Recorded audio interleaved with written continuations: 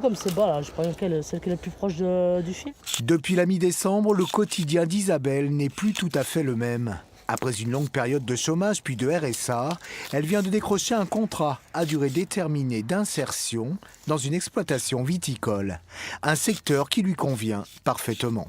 Là, ce qu'il y a de bien, c'est qu'ils vont tout nous apprendre, les cassettes, conduire les tracteurs et tout. On va vraiment tout faire. Donc après, logiquement, je sors de là, je suis sûre d'avoir des tafs. Qualifié en plus et formé. Derrière ce projet unique, puisqu'il s'agit là de la toute première vigne solidaire de France, se cache une jeune femme de 31 ans qui, après des études de commerce puis un BTS en viticulture, œnologie, s'est lancée dans l'aventure dans un but bien précis. Je me suis dit, il faut créer le pont entre ces personnes qui ont besoin d'apprendre un métier, de reprendre confiance, et puis des exploitants qui sont à la recherche d'une main-d'œuvre ici, dans l'Hérault. Tu as vu le nombre de grappes qu'il y a là? Une formation complète sur l'exploitation d'une vigne qui pourra s'étaler sur 2 années maximum. À la manœuvre, Jean-Charles, un passionné, qui prodigue ses précieux conseils avec beaucoup de plaisir et d'enthousiasme.